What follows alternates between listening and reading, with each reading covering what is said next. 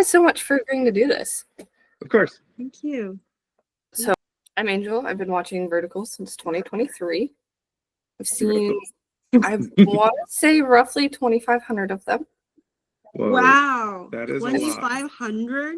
Yes. A lot. That's a lot of verticals. Yeah. I think I've seen all of the ones that you guys have written. Oh, wow. I think maybe one I haven't. I'm not 100% sure. I hope you like them. Oh, I do. How did you guys get into screenwriting? Or just writing anyways? Okay, you first. I got into screenwriting after I played a video game called Shadow of the Colossus and thought it should be a movie. So I reached out to the one person I know in the film and TV industry and asked him what I should do. And he sent me a list of about 5 screenwriting books. So I got those. And as I was reading them, it felt right. It was explaining everything I wanted to do. I was staying up late reading them, waking up in the morning excited to read them. So I started looking around for college classes. I was getting my generals done at community college, at Columbia College Chicago, studied screenwriting, and that's how I started. Yeah. For me, it's I remember when I was in middle school to high school, I was determined to become a filmmaker. And that's the start of everything. I chose a film school and screenwriting major. I'm actually like screenwriting and directing major in Beijing University. I'm born and raised in China. Yeah, I'm a Chinese screenwriter. So yeah, and verticals, right? And we met very late, like when it was at a film and TV production company in China. So we were 2 in-house writers there. That's my first job after I graduated from my grad school, like also film and TV writing and directing major. And we met there and we were working for the screenplays that were being produced there. That was in 2019, and that Now we're was here. the start. Yeah. Now it's 6 years later? 16 years 2010. later. Yeah. Oh, okay. That was 2010, and we had been working on lots of like TV and film projects, horizontal screen, traditional kind, for over a decade until 2022, I believe. That was the first vertical screen screenwriting gig. Okay. Yeah. That was Love's U-Turn from a Mistake. That was for Good Short. Good Short. That was, to give you an idea how early stage that was, I believe the first at least 3 days of shooting, it was in horizontal screen. Oh, wow. Okay. So we're thinking about cropping it later. I heard it from the producer, like cropping it later for a vertical screen, until I think the 4th day or the 3rd day, people were like, no, just make it vertical, like Turn the camera. So they turned the camera. So that was very early in the game of vertical screen micro drama. Like now we call them all vertical shorts. That was. So when you write a script, how do you guys like come up with the story, basically? So are you talking vertical or horizontal? They're very different. Very different games. Yeah. How about both? Okay. So I'll start with vertical. Usually we'll come up with ideas when we're just talking about other verticals that have been coming out or online. And usually it's just we're joking around, how could we make this more insane and crazier and more ridiculous and different. and different. Yeah. And every now and then we'll sort of just stop and look at each other and be like, this one's a good idea. Yeah. Like, we should write this down and pitch it to someone. Yeah. That's fun. Yeah. Yeah. And for horizontal, it's more the kind of shows or movies I would want to see, the ones I like watching. Yeah. So then I'll usually just come up with a premise while I'm just thinking about TV or films, and then I'll just build it from there and see if it has potential. Yeah. For horizontals, I'm currently working on a horizontal feature film. And it's mostly it's like making those things is expensive, as you know. Very long process, takes years to make.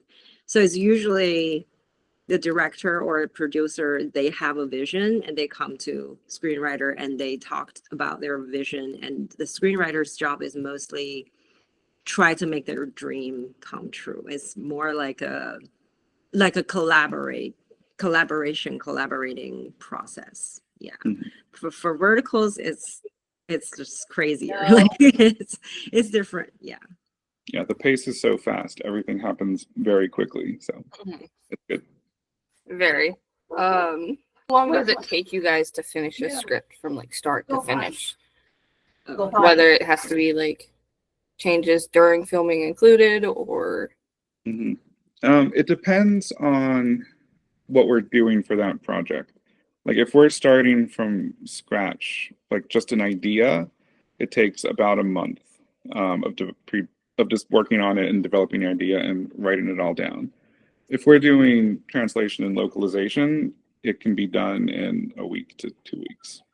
Yeah, because these days there are a lot of adaptations from other like very successful Chinese shows, and Justin's work is mostly translating it into English and localize it into a story that makes sense in the US. And my role in this is mostly just help communicating and facilitating, because most of the vertical platforms, as you know, are Chinese and I speak and English. So I can navigate the meetings and try to help communicating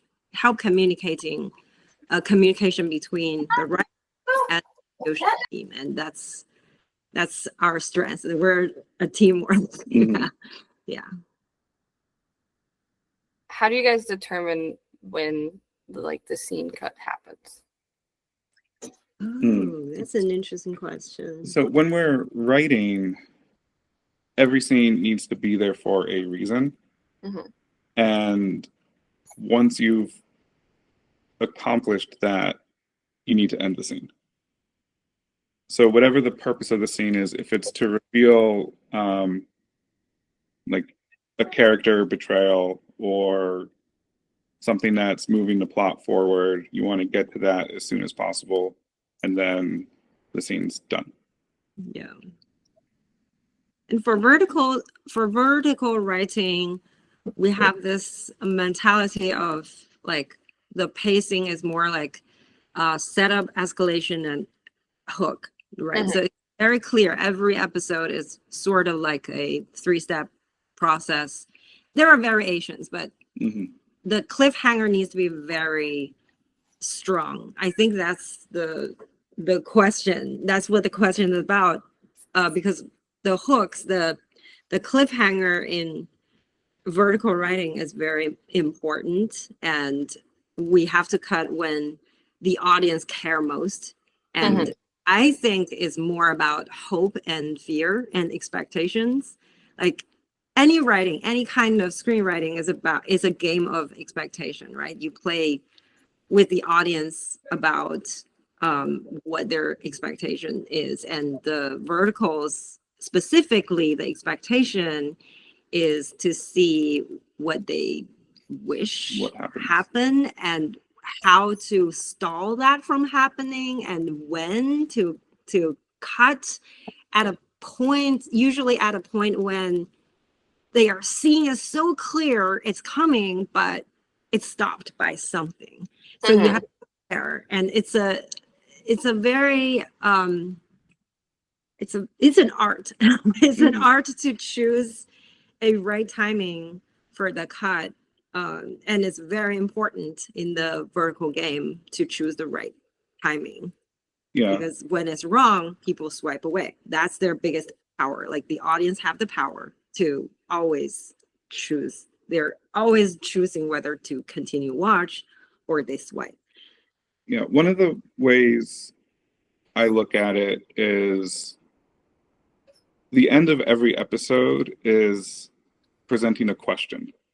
Like, what's going to happen? Why did it happen? Who did that? Where are they going? Where do they come from? And you plant that question right at the end, so the audience wants to know, like, the answer to that question. Yeah. And then the next episode, you answer the question and set up another question. So there's always that drive to see, like, well, I just want to know what happens. I want to know how they do this. And that's the same for verticals and horizontal. It's just a matter of degree. Like verticals, it's highest possible stakes, the most melodramatic thing.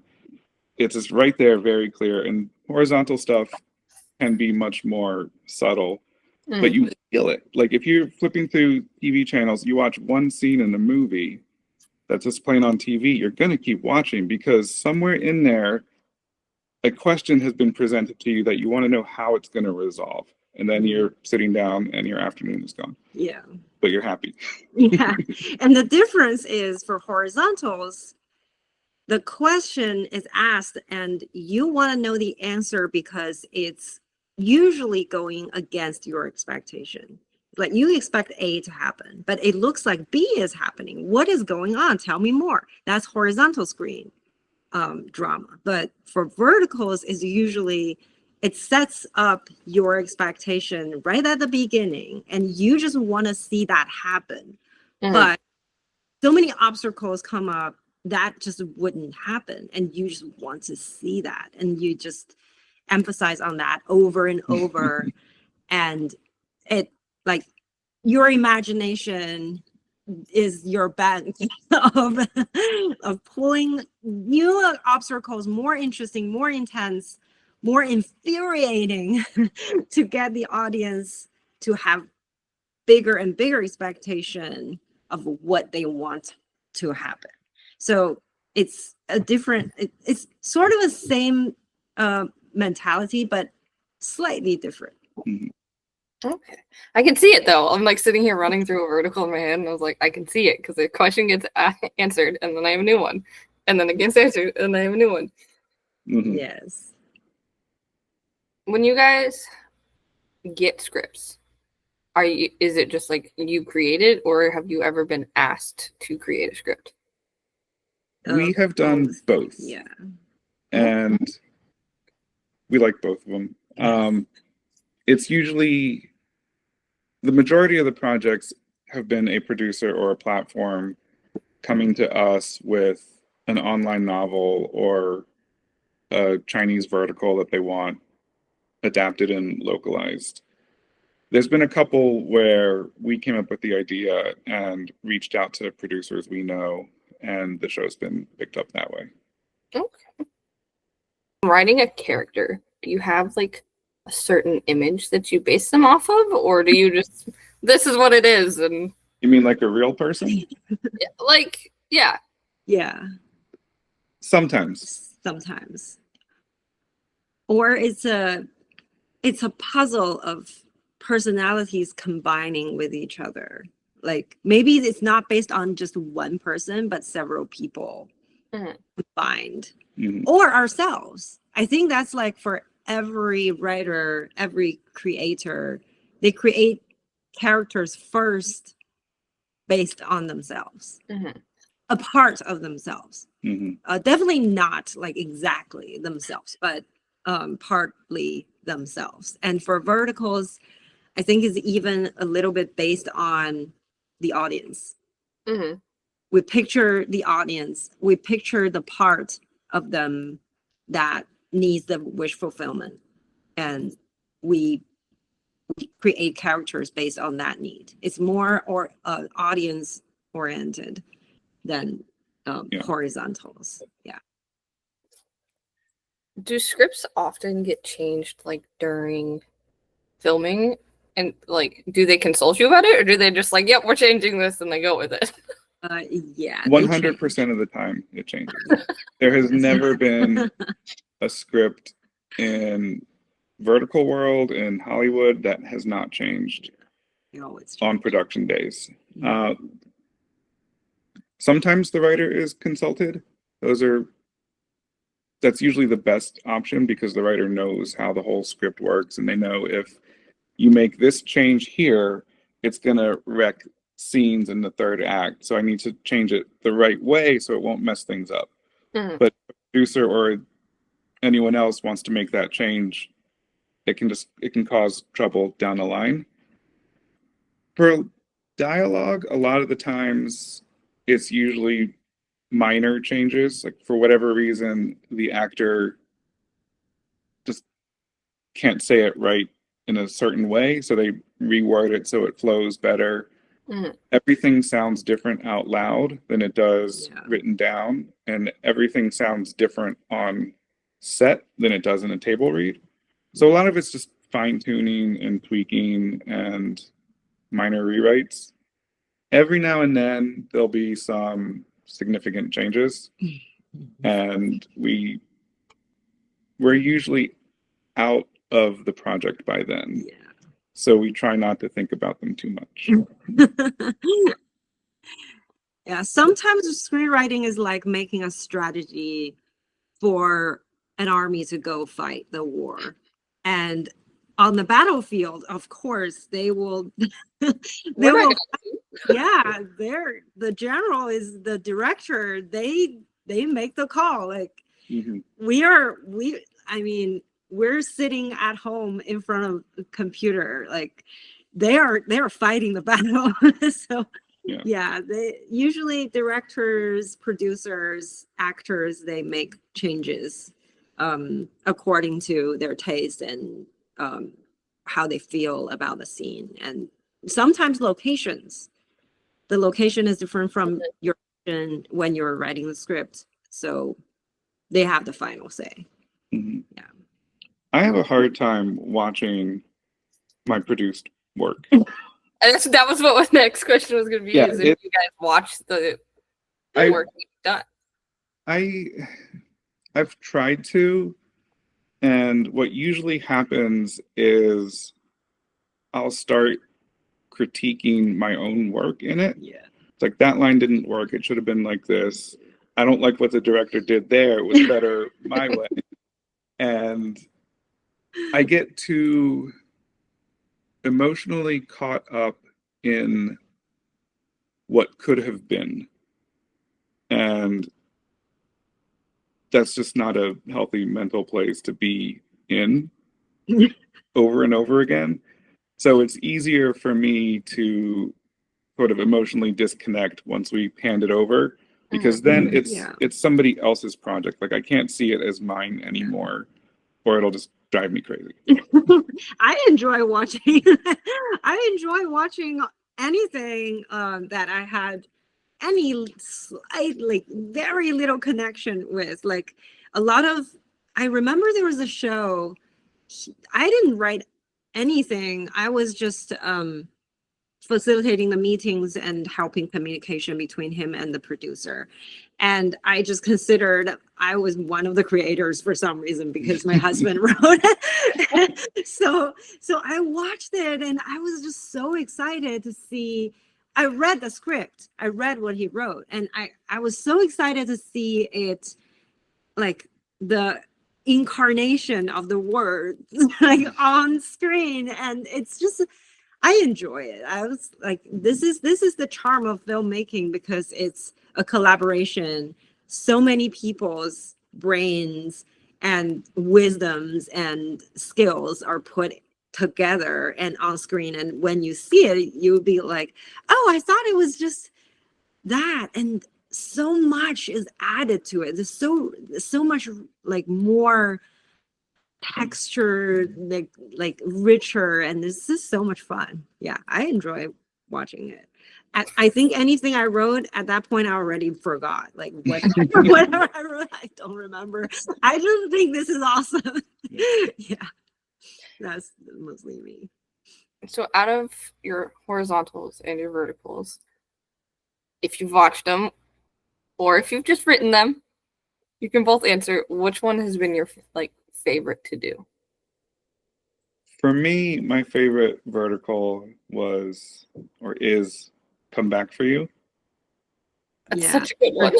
It's such a good one. And we adapted it from a Chinese show.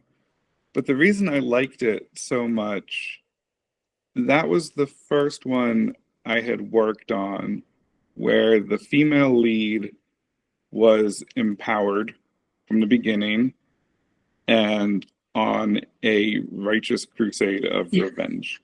Yes. And it was fun watching the original show, writing the script, because I wanted to see her win. I wanted to see these insane enemies she had. It's like, just dig your hole deeper. Come on, like just keep digging your hole. So when you finally get what's coming to you, it's going to be that much more satisfying. And I loved it. It was fun. Yeah, and the final results, shout out to Paige. Paige and Peg. Yeah, they're just fantastic actors.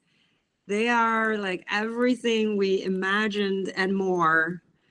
They are just so good and so powerful. Paige can be a good girl on 1 second, and the next second she's a villain. Like that's some skills. And she's just so innocent and so vicious at the same time. Like the character, I mean, like she is basically revenging for crimes people haven't done yet in that script. So that's kind of crazy. It's so crazy. And I remember watching that show because I helped the writing process of that show, and I remember being sincerely surprised by the ending. Yeah. No spoilers, but the end really surprising. I was really surprised. I didn't see that coming at all, and it made me cry. Really. Like I was so touched by the ending and so surprised. So that one, that was sweet. Like that script, I think he worked on it for 8 days and they started filming it. It was crazy. That schedule was crazy. And that was Journey Entertainment, which is our dear partner in crime. A lot of projects. Yeah, I have a very close collaboration with Journey Entertainment, and I think they're fantastic. And that was a project that was like in urgent, like really quick, like we need this really quick. And like Frank came to me and he was like, we need the script in like 8 days, like just get it done. And yeah, it was crazy and fast, and it was fantastic. And it was a really good script. It's really good. Yeah. So because you said you took that from a Chinese one, right? I believe it was Chinese. Yeah, it's a Chinese. So when you adapt a Chinese vertical into one that's Americans can watch and understand, do you take like all the same names, or did you create? Because like Johnny Wonder, perfect name. Like, Tell us about that. I don't know. How did you come up with that name? That's one of those things where it just sort of happened. Like I wasn't trying to sit down and think of like the perfect name for the male lead of this vertical drama. I think it just started with I wanted 2 syllables for each name and a fairly common first name. So like Johnny is a great name. And I think it was because of the ending of the story. and the kind of character he was, like, he is wonderful. Yeah. Okay. And like, there you go. Like, I was worried that it was almost too on the nose, like naming some guy like male Wonder- hero. Yeah. But it works, and it sounds nice. It's Yeah. good. It's very interesting. I don't know if you guys had heard or were at VertFest, but No. they had a whole panel about Come Back for You. Oh, really? Really? It was a whole like hour long like Session. interview Oh, where Teg, Paige, and Zane all sat down with the creator of it, her name is Jen, Vertical Drama Love. yes. Yes. And they just talked Come Back for You, and they talked about things that happened and how they got the roles. Oh, wow. I need to watch That's it. cool, yeah. We see the writers have forgotten. It's normal. It's normal because they're the heroes who fought the battle. Yeah, for sure. And I hope our script was good enough for them to be like, oh, okay, I like the story. I think if I recall correctly, Paige said that she liked how the female was the empowerment. Zane was like, who wouldn't want to be a character named Ricky Trax? Yes. And I think Teg said he just got done working with, I don't remember what app it's on, but with them, and they had asked him or something like that. I don't remember how he got it, but Okay. Yeah, I think they have a lot of collaborations in New York on the East Coast a lot. Journey Entertainment and several very powerful production house over there. And they're good. Like every vertical production team we have worked with, the actors, the producers, the directors, they're all wonderful. They're all like really talented people, and their work ethics so good. Yeah. They're working really hard. We love the community. Is there a specific topic that you guys like won't write into a script? Won't write into a script? Yeah, like if it doesn't make sense to the storyline. So like unnecessary DV or animal abuse. If it's so, there's a couple layers in there. If it's not necessary for the story, it doesn't matter what it is, it needs to come out. Like it could be just the female lead feeding puppies, but if it doesn't work in the story, it's got to go. Yeah. So there's that layer. For me, the answer is it depends, because it's all execution dependent and context dependent. So one show or one script could have DV that works because it pays off in the right way and it's presented in a way that's not like exploitation. And their script could have even more mild content and it's just wrong of how it's presented, how it pays off, all of that. So as long as it's not pure evil, there's usually a way to get it in there in a way that works and isn't gross exploitation. Yeah. That said, I personally have a hard time when an innocent character, like a child or an animal, is being abused. Yeah. Because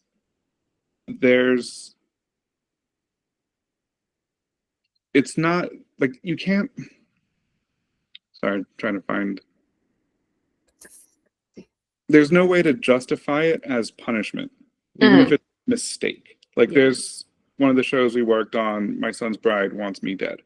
Like a woman gets beat up in there, but it's I don't think I've because seen that one. that one is fun.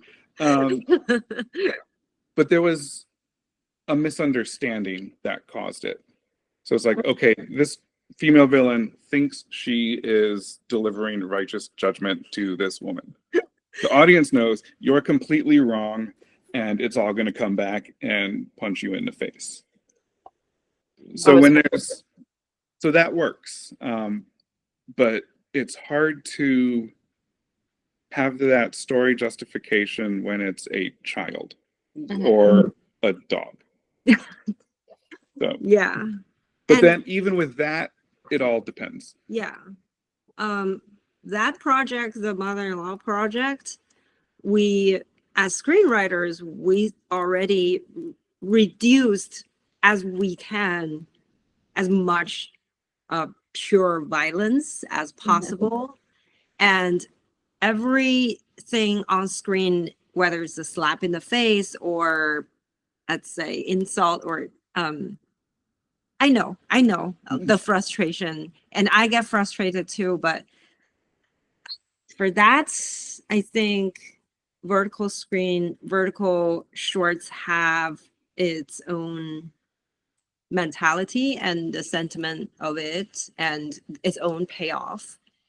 And it's hitting a different area of the audience brain from the horizontal screen. So or reality. It's not reality. We all know that. Like I remember there was a learning curve for me, for him, for all the creators to finally accept a fact that vertical shorts are not reality. It's the audience are not trying to watch any version of reality in here.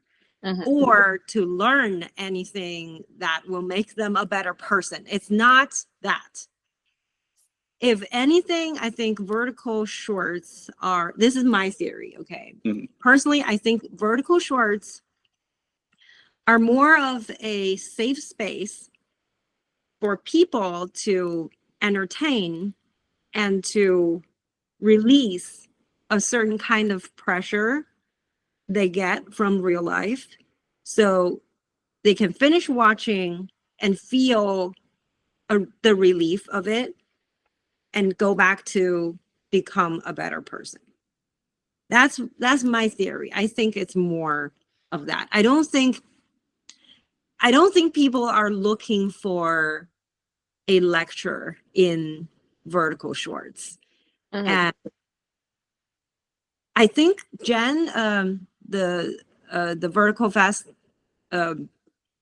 internet celebrity. Now she's an internet celebrity now. She is. Your friend, yeah. She put it in a way I think it's pretty great. She said vertical shorts are not responsible to make the world a better place, but it should not make it worse. I think that's a good way to put it. I think for everything we work on, we're trying to make it at least make sense. Like even if there is violence or there is abuse portrayed in any kind, I think it needs to make sense within the story. If it doesn't make sense, I will try my best to fight against it. Yeah. And yeah, it's all also execution dependent. Like it's all just words on the page. And when it's on set, directors, producers make a lot of changes and make a lot of adjustment according to the need of the platform. In that part, we have no control. Right. We have no control of that. Another thing that made it work for me is realizing how much wish fulfillment is in vertical dramas. I mean, it's in video content on whatever screen.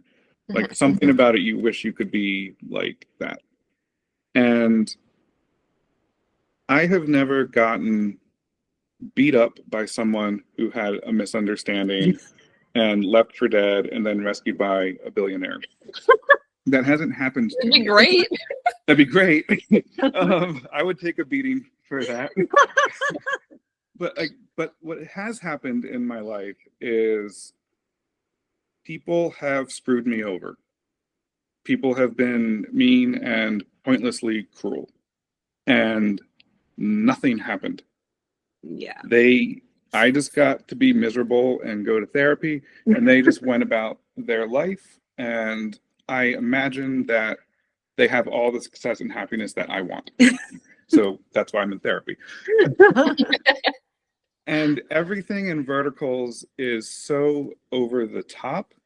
We just take that injustice that wasn't physically violent in real life and make it violent in the show. And wouldn't it be awesome if the next time life screwed you over, you knew for a fact that the person who did that is going to get punished and you're going to come out on top? Like, that would be an awesome feeling. And that's the feeling we're giving the audience when a character gets beat up in episode 1. Because you know the payback's coming and it's going to feel good.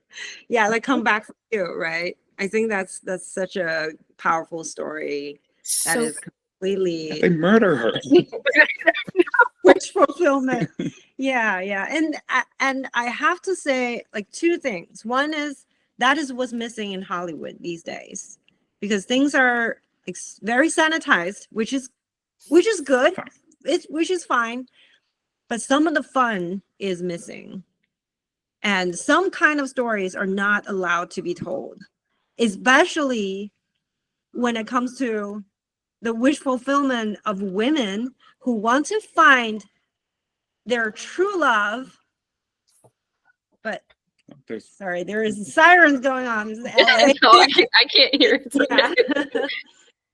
Yeah, so maybe I'm saying something that's like like women wish to find their true love who happen to be billionaires. And what is wrong with that? Let's be honest. What is wrong with that? But in Hollywood, that is clearly not a kind of story that is popular these days on horizontal screen. Usually, your true love is not very wealthy, and the wealthy man billionaires are villains who look like in nice suit, but they have an empty brain, or they are like cruel and like eventually turn out to be the wrong guy, right? That's Hollywood. That's horizontal screen. That's theater. That's also why romantic comedy died. And I think vertical shorts are giving the audience that wish fulfillment, which you can't find anywhere else. So I think that's by itself is a good thing. Like all the wish fulfillment of justice, like and wealth and romance, you know. And on the other hand, I have heard like horror stories on set of actors being like hurt, like at least their feelings get hurt. Not the productions we have been involved, but maybe other productions, and they feel like the scenes of violence or abuse or like insult is just too much. And even though it's all fake, you know, it's all fiction, but it puts some wound in their heart or on their mind or traumatize them or anything. I think that needs to be gone. I hope nobody get hurt because of what's written on the paper. And if that happens, I would fight against that with all my ability. Yeah. It's like when we're resisting violence on the script, that's what we're trying to avoid. Yeah. If that's happening on set, there's problems from the beginning where someone doesn't understand why violence is being used or the purpose of it in a story, and that just leads to, like, bad scripts lead to bad sets, which lead to bad shows. Yeah. For everyone. I appreciate all the input on that. I know it's something a lot of us talk about, And like for me, the DV is a big thing because I was in an abusive marriage, and then I got out, and then I found Vertical shortly afterwards, like 2 months, not even 2 months. I think I was still technically married, almost divorced, and I found him, and I was like, oh, okay, cool. And then I'd come across one, and I was like, I don't like this. Yeah.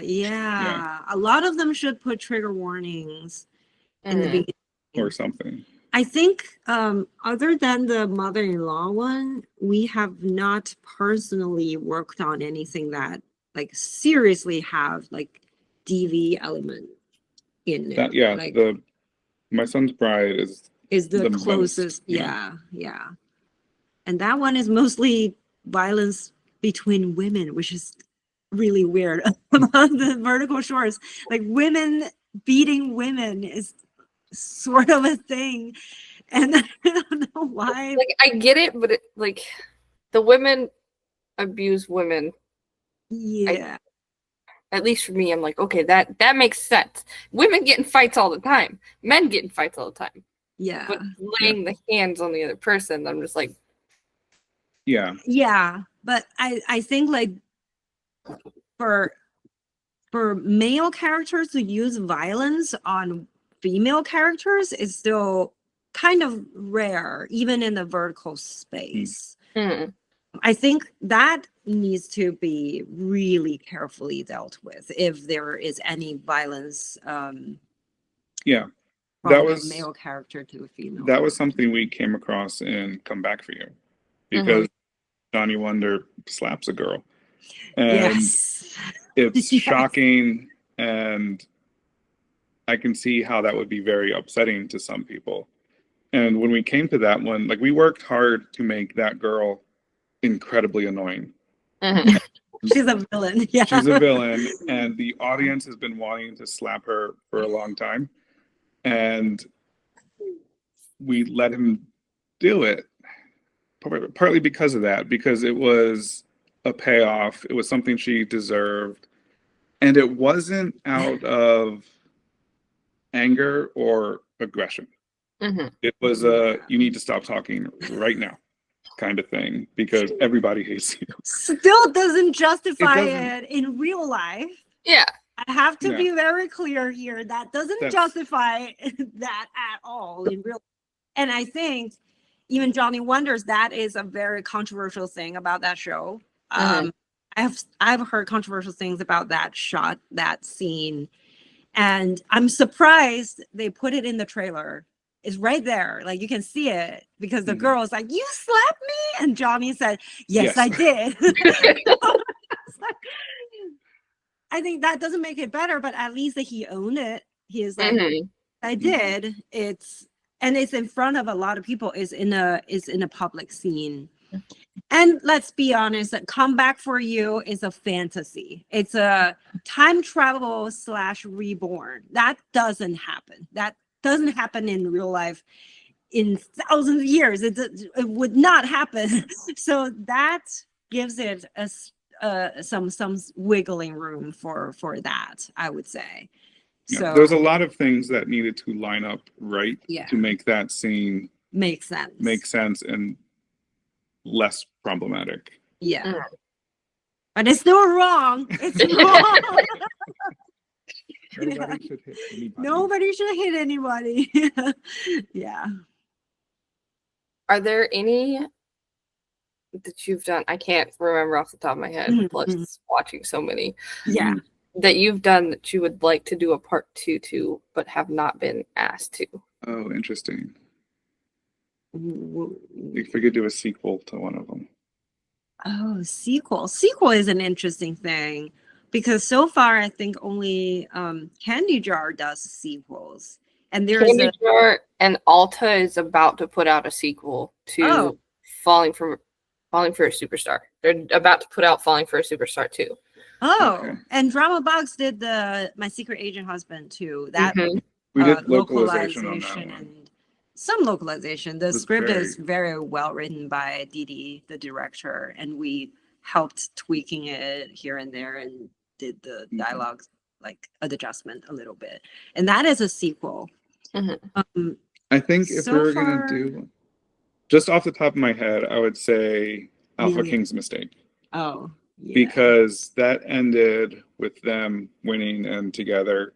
And I think they were an interesting couple. Mhm. Mhm. And I'd love to see them working together, Yeah. like as a unit to overcome whatever new threat has come.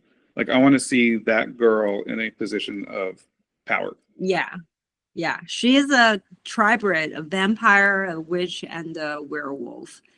And that, like, for the first season, it's mostly for the romance.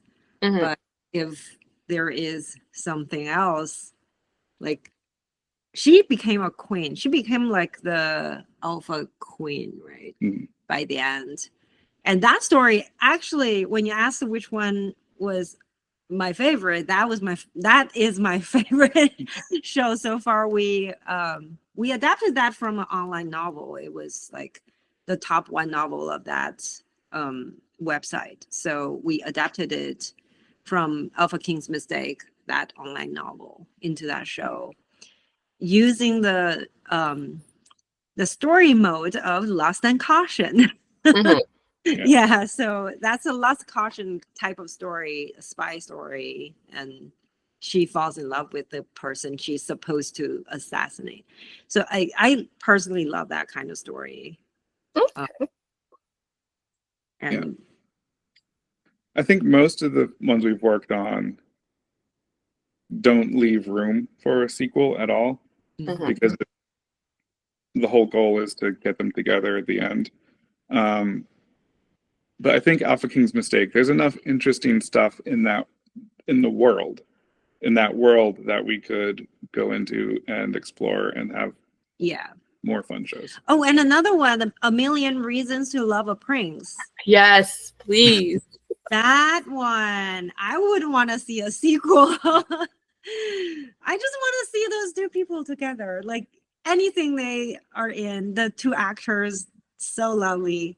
I love them. Lucas is such a fun chat. Yeah. I talked with him a little while, Oh yeah. like a week or two ago, maybe. Oh wow. Yeah, he's great. Yeah, he's great. Yeah. And you had just saw my review that I had posted for him. Yeah. Yes, that's when I contacted you, because that one was by us, also adapted from an online novel. And Oh. I believe that was Luke's first vertical. Yes. And that was sort of our first. That was one of the first. That was one of the first ones, other than Love's U-Turn. Mhm.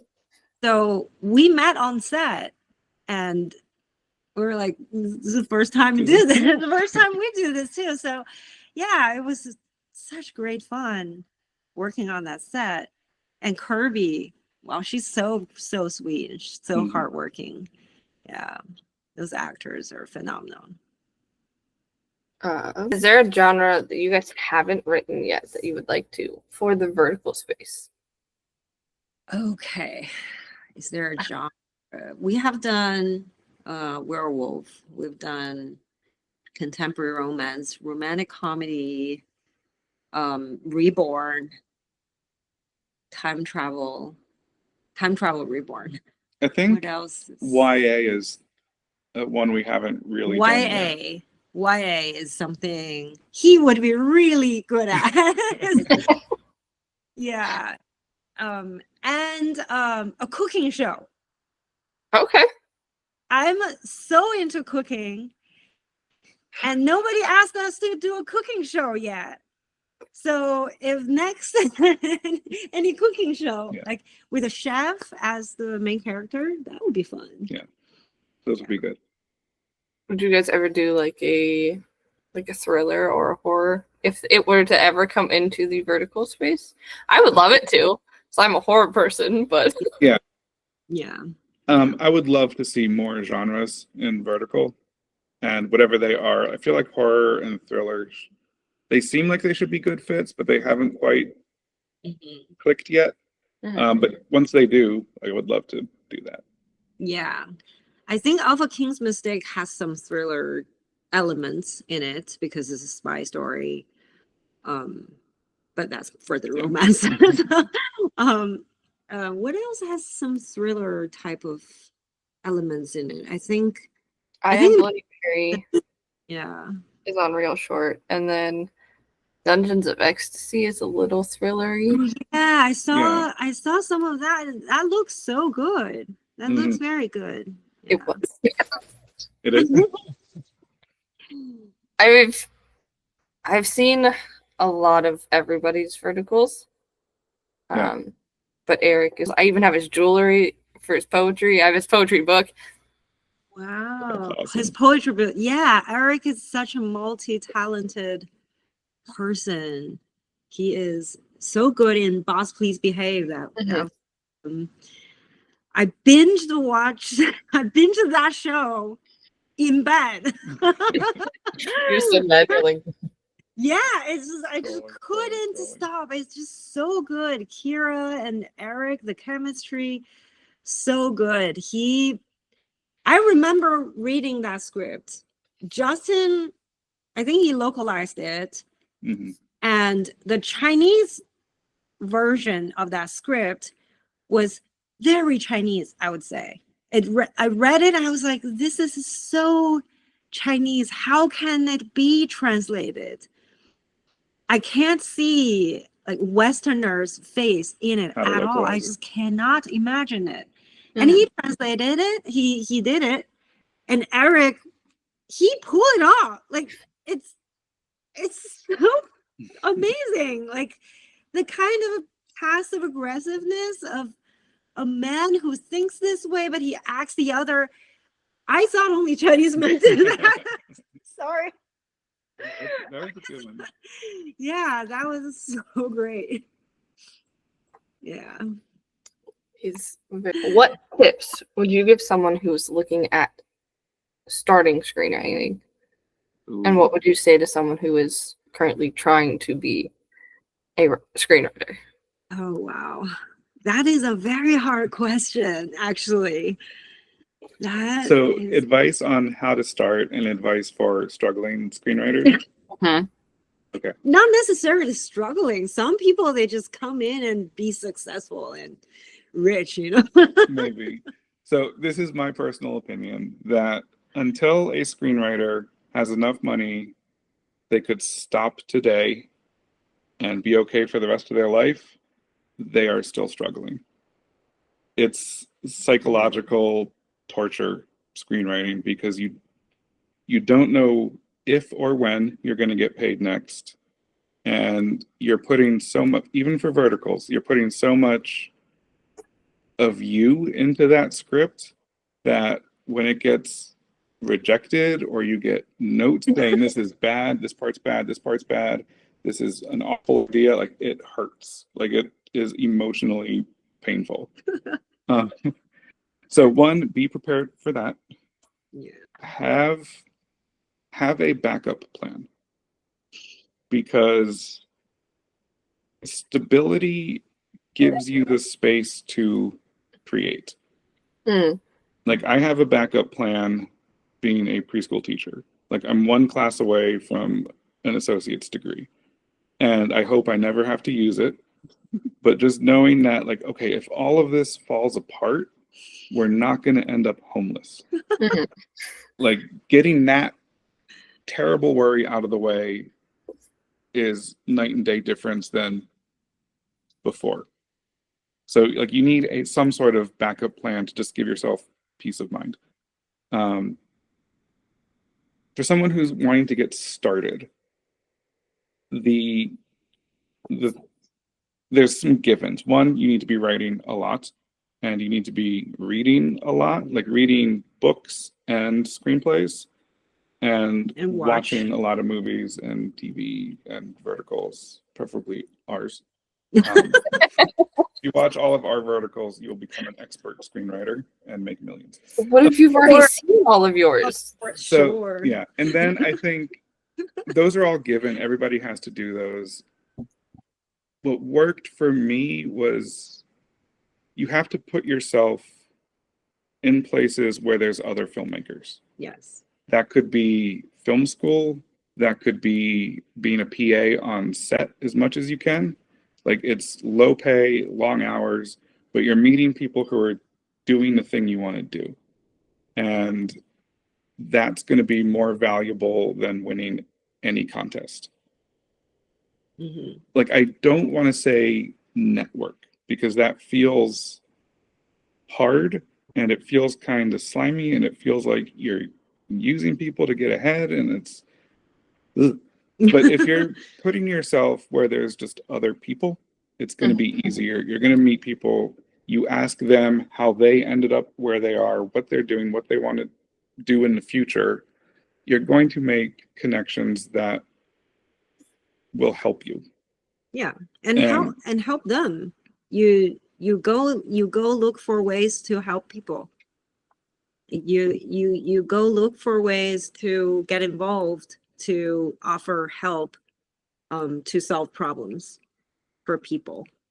Mhm. And that's how you become, you become useful. I would say become useful and contribute to the Something. industry, to the community. Mhm. I Like, think that's very important. if someone who wants to be a screenwriter has the talent and the money to go out and make something, that is always hugely valuable because then there's something you can show people and it's evidence that you can create something. If you can't do that, and a lot of people can't or just aren't directors, help somebody get something made. Mhm.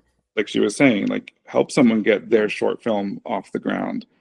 And You introduce people to each other. I introduce a lot of my friend. I meet one friend. Oh, you should meet so and so. Like just connect them. mhm, Help people to get connected. That's valuable. yeah, We have a saying in Chinese that if you send people roses, your hands get fragrant. That's a very literal translation, but that's the idea. You do good to people, help them to make their dream come true. And it's a community to help each other to make each other's dream come true. And we dream the same dream, which is a vision of a show, and we make it happen. And that's make a living off of that. How wonderful is that? It's just beautiful. And I also advice that I can think of for writers: learn how to cook. Really, that's very important. Learn how to cook, become a good chef, make good food for yourself, take care of yourself, work out, have a routine every day, and do self-care. That's very important. And also listen. Listen to people and listen with respect. Listen to notes, although they all will sound like crushing. direct personal attacks on who you are as a person. But really listen to it. No matter how against your creative vision is, it's for a purpose to make this happen. Mhm. And respect that and try to learn how to cooperate with people, to work with people. That's a skill that a screenwriter needs. Maybe if you want to write a novel, not so much, but as a screenwriter, that is, I would say, 70 to 80% of your skill. Yeah. Yeah. Like disconnecting yourself emotionally from the project you were writing all by yourself is key. Like as soon as you give it to somebody else to read with the intention of notes or advancing your career or something, as soon as you show it to somebody else, it's not yours anymore. It's no longer your project. It's art that is in the world. Yeah. And if it's going to become anything other than ink on paper, it becomes a lot of people's thing. Yeah.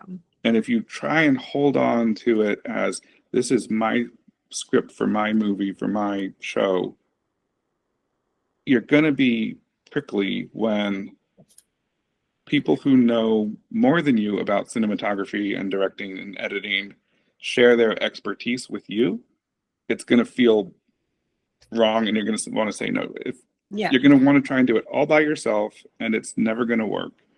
So the sooner you can see a project as not mine, you'll be in a better emotional state to move forward. Yeah. We're not saying like you're just completely checked out. That doesn't work either because it's ours. You're a part of the team, but it belongs to the team. And even for verticals, I think it's more, it belongs to the audience. It's like we're all making this for the audience. For film and TV, though, a little bit different. Film and TV, it's still a little bit more of a vision of ours, like the directors or for TV, the writers, the showrunners, their vision, and the audiences are invited to a feast that they put out there. But verticals, it's tailored more from the beginning for the audience. We're here to serve. And I think that's a mentality that is kind of beautiful for of this vertical community. That brings us together and we're all serving the same purpose. No ego is served. Like no one's ego needs to be in the way. And that's by itself is pretty beautiful. Yeah, thank you for paying this much attention to us. Well, thank you guys for coming on. Thank you so much. Yeah.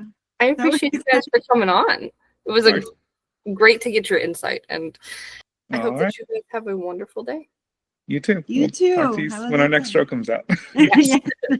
All right, bye-bye. Thank you. Bye.